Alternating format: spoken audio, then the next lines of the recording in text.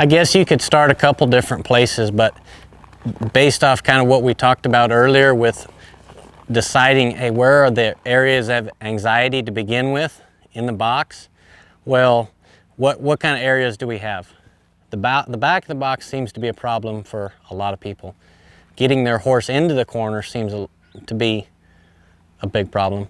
And then leaving when you want to leave. So I would start by saying, okay, if we're going to take care of the first problem of getting your horse in the box, and when I'm starting, say we're starting with a horse that we've never roped on. As soon as they get in the corner, which I'm going to put a horse in the corner the very first time he ever goes in the box. I'm not starting halfway up.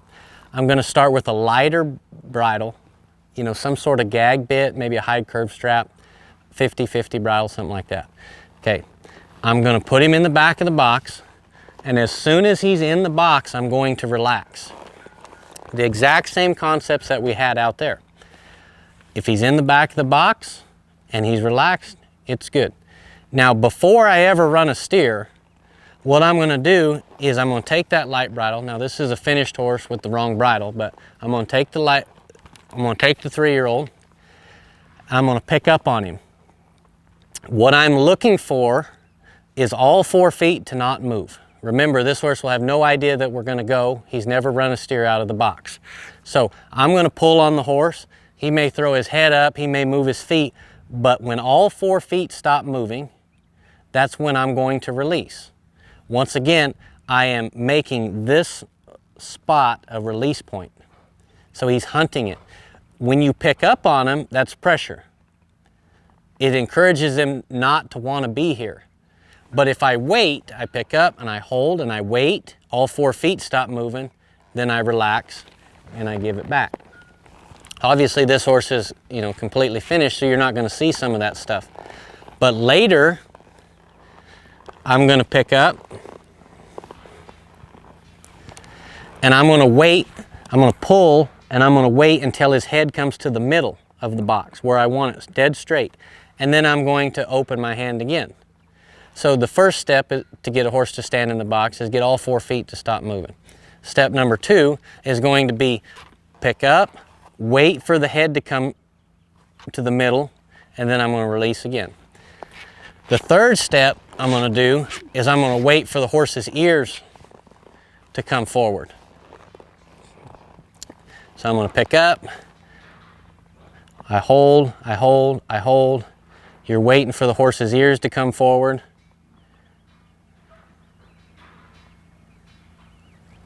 If it don't do it, it's not a big deal, but the last step is I'll pick up and I'll wait for the ears look, then I release. Okay, if I take care of all, this is what I call imprinting. If I take care of all of these issues before I ever run a steer, I don't have the anxiety that the horses have when they've ran 50 steers before I try to make them score.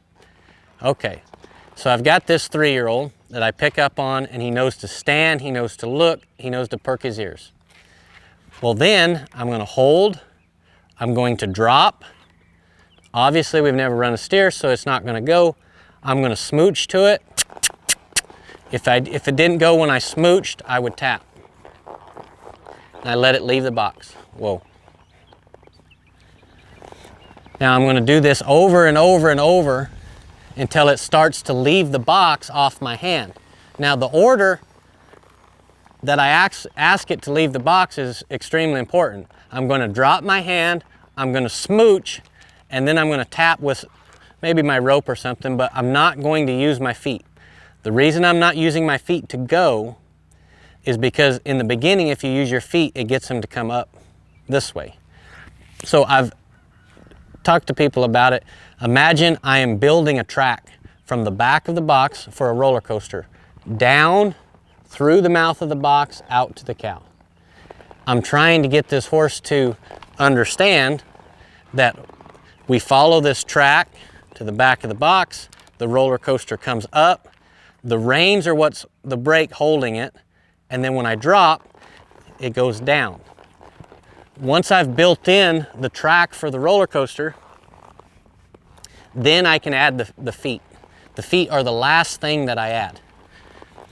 So I take this horse and I do this over and over and over again until I pull, drop, goes.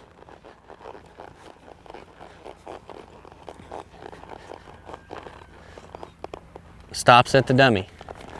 Go back. Now I'm going to do it a little bit faster. Once again, if I want to go faster, I'm going to use my my voice cues first, or my voice cues second. Hold. I'm going to drop, I'm going to smooch, and then I'll tap. Whoa.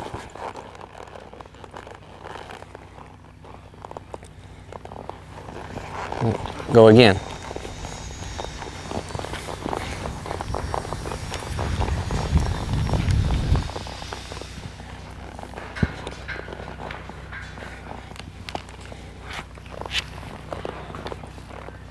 Every time I hit the back of the box, I have my hand open, my legs relaxed, and I let him stand.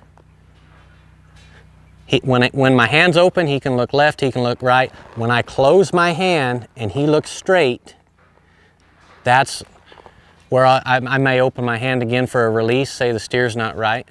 But the release always has to be where you want him to look. So if I want him to look straight and stand, I pick up.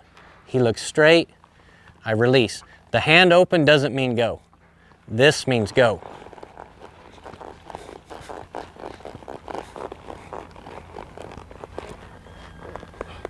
Now the dummy out here is extremely important for this drill, because when you come through the mouth of the box, in the beginning, a young horse, same thing, will just take off.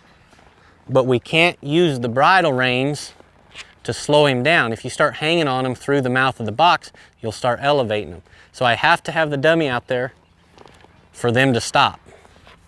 I'm going to go a little faster this time. Hands open, pick up. Whoa.